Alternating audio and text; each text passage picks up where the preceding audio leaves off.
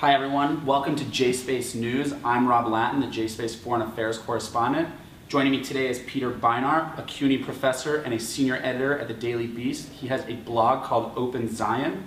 He's recently released a book called The Crisis of Zionism. He's here to talk about it with us. Thanks so much, Peter. My pleasure. So Peter, I think what everyone wants to know is, what is the crisis of Zionism? For me, the crisis of Zionism is that I think Zionism was born as a democratic movement. A movement by people who had Enlightenment ideals in Europe and felt that Europe had betrayed those ideals. And so wrote a Declaration of Independence in 1948 that called for complete equality of social and political rights, irrespective of race, religion, and sex, even though this was supposed to be a state that had a special mission to safeguard the Jewish people.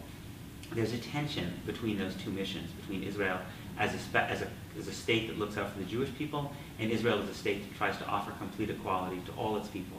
But inside Israel's original boundaries, I think there is the capacity to move towards reconciling these because everyone has the right of citizenship. So are you implying right now that there is not full equality among the Israel citizens inside the Green Line? No, there's not full equality. In fact, the Israeli government itself has acknowledged as much in the Orr Commission report it did in 2003, where it talked about discrimination and neglect towards Arab Israeli population.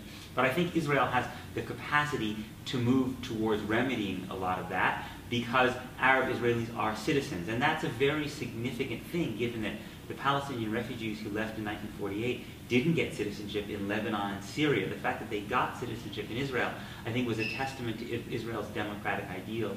The problem, I think, is that in the West Bank, which Israel conquered in 1967, citizenship is ethnically based. So unlike within Israel's original boundaries, Jews have citizenship, Palestinians don't have citizenship. And there, if you make the occupation permanent, then you have at least a part of Israel that is in flagrant violation of Israel's own founding ideals, and it puts the whole Zionist enterprise as a democratic project in peril. You, in the book, talk a lot about American Jewish leadership and their relationship with the Israeli leadership and how the one is facilitating the self-destructive behavior of the Israeli government, and that by individuals like Malcolm Hoenlein of the Conference of Presidents and Abe Foxman of the ADL, that these guys not only facilitate and allow this policy in Israel of occupation and continued occupation to go on, but that, in fact, this is what they want. So would you say that American Jewish leadership currently doesn't care about Israeli democracy? I wouldn't say it's necessarily what they want, but I think the general policy of the American Jewish organizational establishment, it varies a bit, group by group, is basically we defer to the elected government of Israel, and we don't publicly criticize its decisions. There are exceptions, but I would say that's the general position.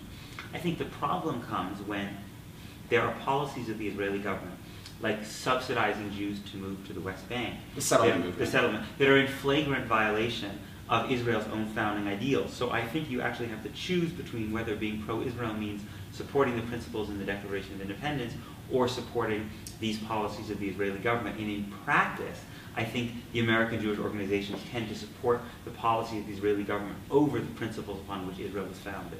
Well, a lot of these individuals in the American Jewish leadership state that we don't have a choice about occupying the West Bank, that we have to because it's dangerous and there are threats, and they point to things like the withdrawal from Gaza in 2005, and they say, well, we can't pull out of the West Bank because Hamasization will happen in the West Bank. And I think in your book you kind of say that that's overblown and overstated, and that maybe we should have a more humanistic sense to it.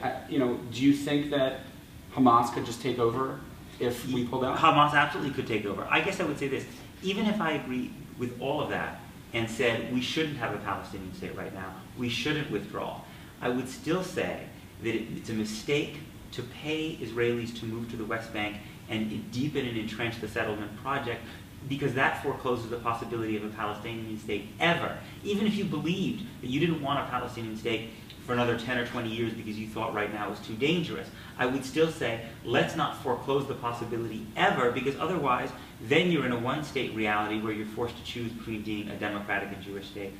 I think that a Palestinian state would have risks. There would be real risks. It's possible that Hamas could take over, could win an election, could become the leadership of all of the Palestinian Should Authority. Israel accept that if they do? I think that a Palestinian state is based on a bet The bet is that Israel is safer with a Palestinian state than it is in permanent control of the West Bank, because in permanent control of the West Bank, you are guaranteed to have a third intifada, a fourth intifada. The Palestinians simply will not accept being under occupation forever. The problem with the Gaza withdrawal analogy is that there was no peace deal. Israel unilaterally dismantled its settlements. The two peace deals that Israel has struck with its Arab neighbors, with Jordan, which, remember, has a lot of militant Palestinians who don't like Israel very much, and Egypt, which has a population which doesn't like Israel very much, so far at least, we don't know what the future will hold, but so far have actually held because the governments that signed those peace deals had an interest in them holding because they were getting something from it. That's why I think a peace deal is different than a unilateral withdrawal, because the other side has signed their name to something and has more of an investment in it holding. But if a peace deal could just happen, don't we think it would have happened already? It takes two to tango. Yes, yes, absolutely. I think that the Palestinians have made very serious failures in their unwillingness to go further, for instance, in acknowledging that there will be no large-scale right of return. And in my book, I call Yasser Arafat a corrupt dictator who may not have had the moral authority to make the really hard decisions, and I call his role in the Second Intifada a crime. So I think the Palestinians have a lot to answer for. The big question with the Palestinians is, I think, will they ever accept a curtailment on the right of return? But it's important. But if they're ever going to do that, they're only going to do it because they're going to get a viable state on 95+% of the West Bank with the capital in East Jerusalem. If they don't have the prospect of getting that, you can be guaranteed they won't give up a large-scale right of return, because it's only to get that they would consider doing so. At the end of the book, perhaps the most controversial thing that people are talking about is your call for divestment and boycotting of the settlement movement. Is that really the best option? A lot of my friends in the media in Israel say that if we really want to make a difference on Israeli policy, we need to move to Israel. Otherwise, we need to just, not say anything and let them do their thing. Yeah, yeah. Well, I think we have the right to voice our opinions about Israeli policy even without living there. First of all, if we don't have the right to voice our opinions about what Israel does, we have no right to voice our opinions about what the Palestinians do. Because if we don't live in Sderot or Tel Aviv, we also don't live in Ramallah and Gaza City. The American Jewish community was very vocal in its opinions about the Soviet Union when it was holding millions of Jews under anti-Semitic pressure. We didn't live there either. I think the American Jewish community in general takes the view that we have the right to moral opinions about places we don't live. And if we do, then why not all the more so vis-a-vis Israel, which is so important and special to us. On the question of the idea of my proposal, which is essentially that we should not buy products from the West Bank and take that money instead and buy products from within Israel's original democratic boundaries. I was inspired to propose this by three of Israel's greatest writers, David Grossman, Amos Oz, and Aleph Beit Yehoshua, all of whom themselves said that they were going to institute a kind of boycott of the West Bank in order to try to preserve the possibility of a democratic Jewish state. If we do it, I think we have to add another element, because they're already Israelis.